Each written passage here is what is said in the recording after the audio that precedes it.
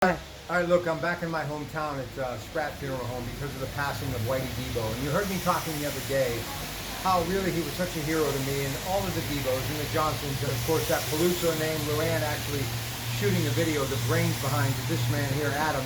And of course, Mike Sabo. You never see him and Santa in the same room at the same time. You know what I'm talking about. I just want to take a little time to pay tribute to this family and the Johnson family and how they came together.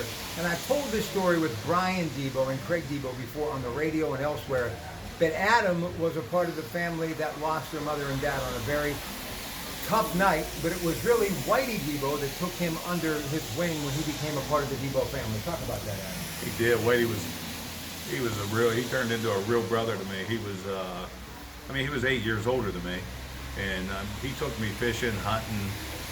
We did a lot of things together, and those memories, I'll never lose those memories, you know. Well, here's what happened. Well, now, you can chime in here. Your mom and dad were killed simultaneously. They were in Iraq, yeah, that's right. Memorial Day weekend, 1963, and the night they were killed, Walt and Margot came over to our house and took us from Rochester to New Brighton. And the family increased to how many that night? Well, there was 5 in our family and 4 in the Debo family, so that made 9. And Whitey was the oldest. So Whitey was, he was a special human being. I can't say any more about that. He was a good man. Mike, my sisters and you and so many people of your graduating class, just a connection. There's so many connections, and I just think people need to understand New Brighton really is a great representative of what a hometown's all about, right, Mike? It sure is.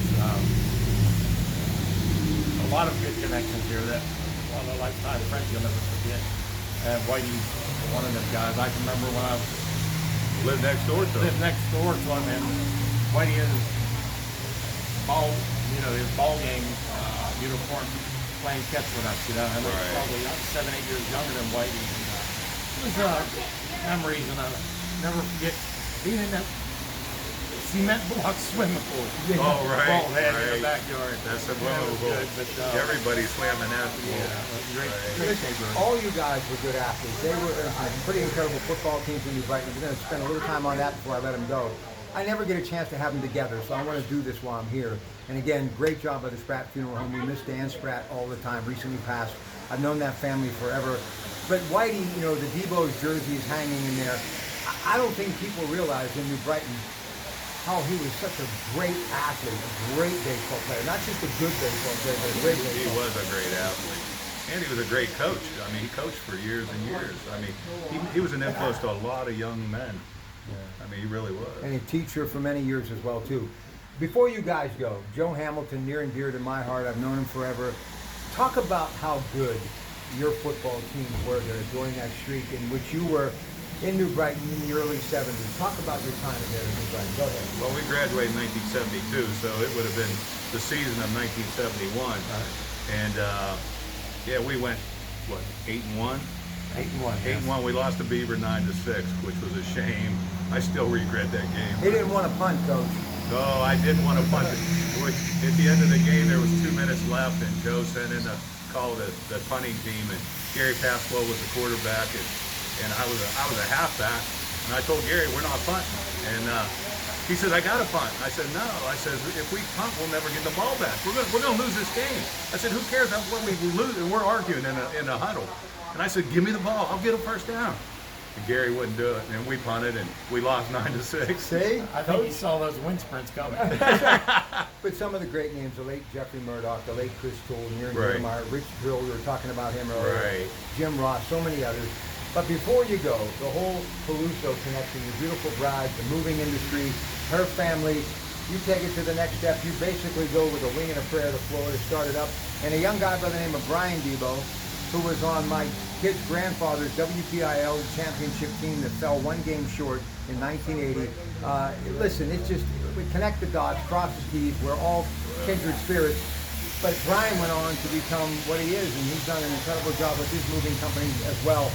But it's really always been the Johnsons and the Debos, hard work, right? That's right. We worked hard all our lives. And Walt taught us how to work. Yeah, believe me. He was a worker. But and Peluso Movers, Louis' father Well, her grandfather in New Brighton started the moving company with a horse and buggy in 1908. Goes way back. And then Lou and Pat, Louisa's mother and father, took over, and then they ran it. And Louie and I worked for them for 11 years. And then in 1983, they had an opportunity to sell the business, and they sold out. And Louiana and I went to Florida and started up Pluso Movers, and we built the business up, and then we've actually sold the business to my two sons now. So they're fourth generation movers. And in that meantime, early on, Brian worked for me moving, and that's how he got into the moving business. So, you know. It worked out. And again, Walt going back to running a bar, garage, and whatever else he's doing to make a living to feed the kids. And Greg doing what he does, I don't know. All I can say is there's no place like home.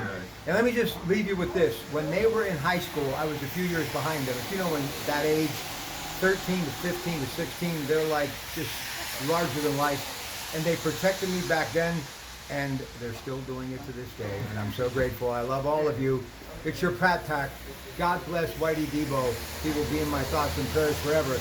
And you know, I came here and it was like a Debo Johnson family reunion.